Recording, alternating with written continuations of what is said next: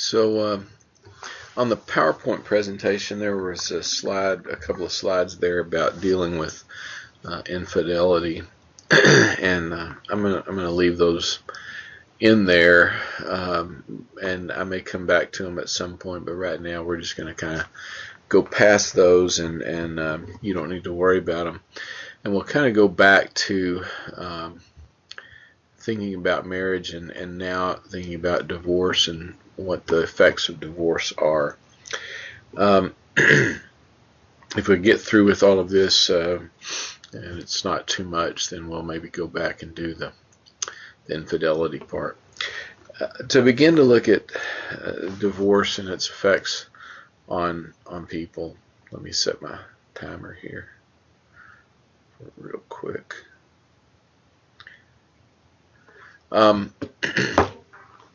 Go back to the mid-90s. You can see there from Stevenson and Black a meta-analysis of research that had been done up to that point. Meta-analysis, you probably know, is when you look at lots of different studies about the same thing.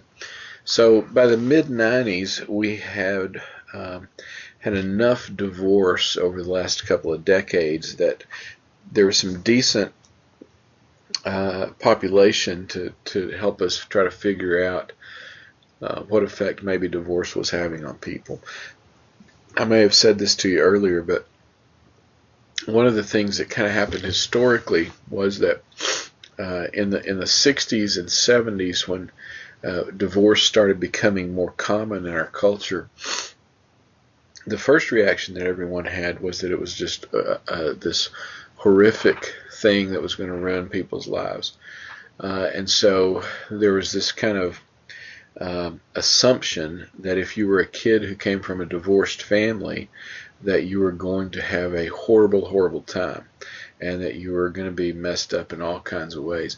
When I was in elementary school, for example, I was 10 years old in 1969. So when I was 10 and 11 and 12 years old, I can still remember that when I was in that age period of my life, I knew one guy in my class at school who was divorced, whose parents were divorced, just one.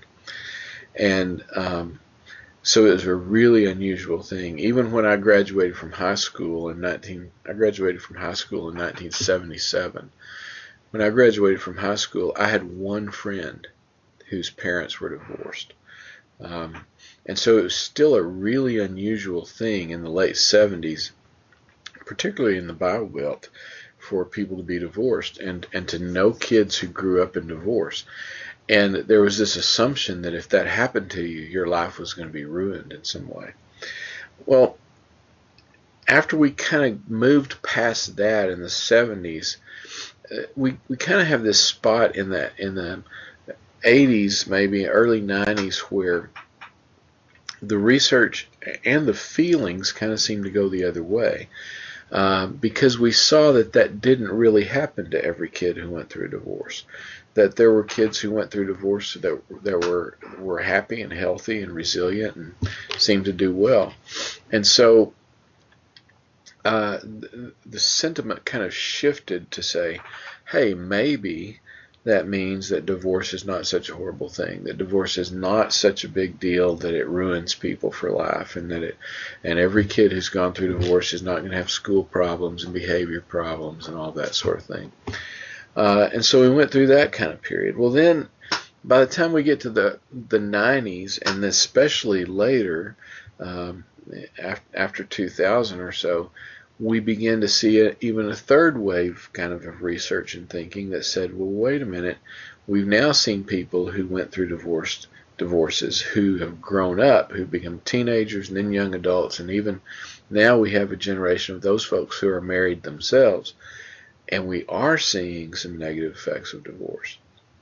So there's been kind of a back and forth kind of process over the last 30 or 40 years, trying to figure out what effect divorce has, just how hard it is, just how bad it is, and all of those sorts of things. So Here's one of the first kind of contemporary looks at it from Stevenson and Black, looking at a meta-analysis of lots of different things. And here's some basic things that they found. Number one, the reaction that kids had to divorce seemed to be related to awareness and understanding. If a divorce happened and kids were aware that the marriage was in trouble, they knew that the parents weren't getting along, there was lots of overt kind of conflict and those sorts of things, that helped them deal with it. If it seemed to just come out of the blue, they had a harder time. If they had some awareness, and then if they were old enough or they were informed enough to have some kind of understanding about it, then they dealt with it better. Kids who felt like it just came out of the blue and they had no idea tend to deal with it in a much less competent kind of way. That kind of makes common sense to most of us. Second thing they found was that multiple simultaneous changes raises stress levels. We know, that change causes stress. Well, change in a kid causes a lot of stress with a lot of kids. One of the big problems, it seems, with divorce is that there are multiple changes all at one time. So when a kid loses a parent, loses the sense of having two parents in the home, experiences maybe some rejection and guilt, has to change schools, maybe has to move to a different town, maybe has to move to a different house, sometimes even gets separated from siblings. Well, then what happens is those multiple changes at one time seem to make it harder. Kids who stay in the same home, stay in the same school, keep playing on the same soccer team, and those kinds of things tend to do better. So when parents go through a divorce, the more things they can hold constant, the better kids tend to do. Stevenson and Black found even in 95 that there was not very much evidence to support that mothers should always get custody. Now that's still the trend. We see that not happening more now than we did 15 or 20 years ago. But it's still the trend that mothers are more likely to get custody. And even in the 90s, they didn't show a lot of evidence that that was always the best thing or that made the most sense. One of the things that they found was that a good relationship with a non-custodial parent seemed to be one of the really significant issues in whether or not kids dealt with divorce in a decent way. So one of the things that we try to do to help parents is say, no matter what you do, you've got to figure out how to maintain some kind of healthy relationship with each other if you want your kids to do best. Now, sometimes, of course, that's just not possible for parents.